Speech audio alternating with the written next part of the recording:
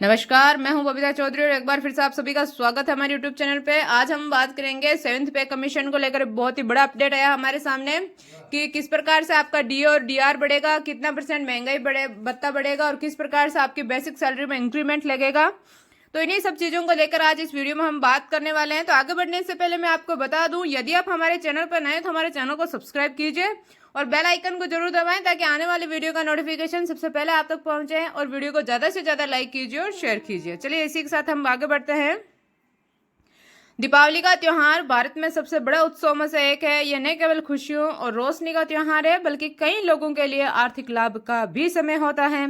इस वर्ष दीपावली के आसपास सरकारी कर्मचारियों के लिए कुछ महत्वपूर्ण घोषणाएं और संभावित लाभ सामने आते हैं। इन घोषणाओं को और उनके प्रभावों को इस बार एक विस्तृत देखते हैं। हिमाचल प्रदेश के कर्मचारियों के लिए विशेष लाभ क्या है, तो ये देखिए कि हिमाचल प्रदेश के मुख्यमंत्री सुखवीर सिंह सुक्खू ने राज्य के कर्मचारियों और पेंशन भोगियों के लिए कई सारी घोषणाएं की हैं। उन्हीं को मद्देनजर रहते हुए इस वीडियो में डिटेल से हम बात करेंगे। तो वीडियो को बीच में स्किप ना करें, वीडियो पर अंत तक बने रहें ताकि आपको पूरी बात आसानी से समझ में आ सके।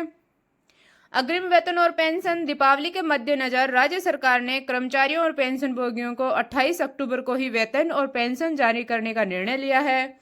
सामान्यतः कर्मचारियों को महीने की पहली तारीख को वेतन मिलता है जबकि पेंशन भोगियों को 9 तारीख को पेंशन मिलती है। ये कदम त्योहार के समय लोगों की आर्थिक जरूरतों को ध्यान में रखते हुए उठाया गया है कि आपका 28 अक्टूबर को ही वेतन और पेंशन जारी करने का निर्णय लिया गया, जबकि आपको पहले जो पेमेंट है वो 9 तारीख को मिलती थी। लेकिन त्योहारों का सीजन चल रहा है और आपको किसी भी प्रकार की असुविधा ना हो, इसीलिए सीएम ने यह कदम उठाया है। दूसरी हम बात करें कि महंगाई भत्ते में वृद्धि।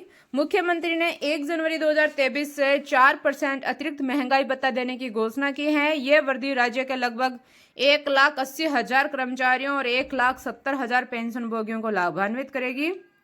आर्थिक प्रभाव। इस डीए वृद्धि से राज्य सरकार पर प्रतिवर्ष लगभग 600 करोड़ रुपए का अतिरिक्त वित्तीय बोझ पड़ेगा और यह राशि कर्मचारियों और पेंशन भोगियों के जेब में जाएगी, जिससे उनकी क्रय शक्ति में वृद्धि होगी। तो ये तीनों आपके लिए बहुत ही अच्छे कदम सरकार ने उठाए हैं। अब हम बात करें कि केंद्रीय कर्मचारियों के लिए संभावित लाभ की दिवाली के अवसर पर आपको क्या क्या अच्छे लाभ मिलने वाले हैं। महंगाई भत्ते में संभावित वृद्धि की अगर हम बात करें तो केंद्रीय कर्मचारी जुलाई से दिसंबर तक के महंगाई भत्ते में बढ़ोतरी का इंतजार कर रहे हैं और वर्तमान में उनका डीए 42% है। दीपावली से पहले घोषणा की संभावना। मीडिया रिपोर्ट्स के अनुसार केंद्र सरकार दीपावली से पहले डीए में बढ़ोतरी की घोषणा कर सकते हैं। यह कदम त्योहार के समय कर्मचारियों को आर्थिक राहत प्रदान करेगा। सातवें वेतन आयोग के प्रावधानों के अनुसार महंगाई भत्ता वर्ष में 2 बार संशोधित किया जाता है, जनवरी और जुलाई में। अब हम बात करें कि महंगाई भत्ता का क्या महत्व है और क्यों यह बढ़ाया जाता है, बार बार क्यों इसमें इंक्रीमेंट किया जाता है, क्यों चेंज किया जाता है। तो महंगाई भत्ता यानी कि डीए सरकारी कर्मचारियों के वेतन का एक महत्वपूर्ण हिस्सा होता है। यह भत्ता मुद्रास्फीति के प्रभाव को कम करने और कर्मचारियों की क्रय शक्ति को बनाए रखने के लिए दिया जाता है। डीए में वृद्धि का सीधा प्रभाव कर्मचारियों की आय पर पड़ता है, जो कि उनके जीवन स्तर को बहुत ही प्रभावित करता है और उन्हें एक उच्च प्रति व्यक्ति आय से उच्च प्रति व्यक्ति जीवन स्तर जीने के लिए ये उनके लिए सुविधाजनक होता है। तो इस तरह से भी उनका समय समय पर जिस तरह से महंगाई बढ़ती जाती है उनका डीए भी बढ़ाया जाता है। अब हम बात करें कि दीपावली का आर्थिक महत्व क्या है। कि खरीदारी का मौसम होता है। दीपावली के आसपास लोग बड़े पैमाने पर खरीदारी करते हैं, जिससे बाजार में तेजी आती है। आर्थिक गतिविधियों में वृद्धि। त्योहार के समय विभिन्न क्षेत्रों में आर्थिक गतिविधियां बढ़ जाती है, जैसे खुदरा व्यापार, सेवा क्षेत्र, उपभोक्ता वस्तुओं का उत्पादन। तो इसलिए भी आपको पैसों की जरूरत होती है। रोजगार के अवसर।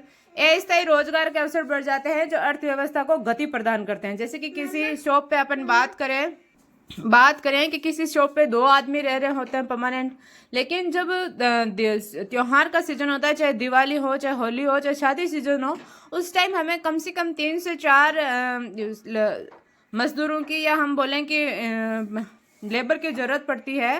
तो वो एक तरीके से अस्थायी हम उनको रोजगार प्रदान करते हैं, तो इसलिए भी ये महत्वपूर्ण होता है। अब हम बात करें कि कर्मचारियों के लिए क्या सुझाव है कि बजट बनाएं, कि अतिरिक्त आय का सही उपयोग करने के लिए बजट बनाएं। कि आपको दिवाली पे जो बोनस मिलता है या अतिरिक्त आपको डीए बढ़ेगा, तो उसके लिए आप अतिरिक्त उसका उपयोग किस तरह से करेंगे, क्योंकि खर्चे आपके पहले भी निकल रहे थे। उस तरह से आप अपना बजट बनाएं कि जो एक्स्ट्रा पैसा हमें मिलेगा इसको इस तरह से हम यूज करें। बचत पर ध्यान दें। त्योहारी खर्चों के साथ साथ भविष्य के लिए बचत करना भी महत्वपूर्ण है। जरूरी खर्चों को प्राथमिकता दें, अनावश्यक खर्चों से बचें, निवेश के अवसरों पर विचार करें, अतिरिक्त आय का एक हिस्सा निवेश के लिए अलग से रखें। दीपावली 2024 सरकारी कर्मचारियों के लिए कई तरह से फायदेमंद साबित हो सकती है। हिमाचल प्रदेश सरकार द्वारा की गई घोषणाएं और केंद्र सरकार से अपेक्षित लाभ कर्मचारियों के लिए राहत लेकर आ सकते हैं। यह न केवल उनके व्यक्तिगत जीवन में सकारात्मक प्रभाव डालेगा, बल्कि उनकी समग्र अर्थव्यवस्था को भी गति प्रदान करेगा। हालांकि ये ध्यान रखना महत्वपूर्ण है कि अतिरिक्त आय का विवेकपूर्ण उपयोग किया जाए। त्योहारों का आनंद लेने के साथ साथ आप भविष्य के लिए योजना बनाएं। वित्तीय सुरक्षा सुनिश्चित करना भी आपका आवश्यक परम धर्म है। अंत में हम ये बात कर सकते हैं कि सरकार द्वारा उठाए गए ये कदम न केवल कर्मचारियों के लिए कल्याणकारी है, बल्कि समग्र अर्थव्यवस्था को मजबूत करने की दिशा में एक महत्वपूर्ण योगदान है। दीपावली का त्योहार इस वर्ष कई लोगों के लिए वास्तव में खुशियां और समृद्धि का प्रतीक बनकर आया है। तो वीडियो को ज़्यादा से ज़्यादा लाइक कीजिए और शेयर कीजिए, ताकि सभी गवर्नमेंट कर्मचारियों के लिए ये खुशी के त्योहार के साथ साथ और ज़्यादा खुश हो जाए। और इसी तरीके की वीडियो देखने के लिए हमारे चैनल को सब्सक्राइब कीजिए और बेल आइकन को जरूर दबाएं, ताकि आने वाली वीडियो का नोटिफिकेशन सबसे पहले आप तक पहुंचे। धन्यवाद।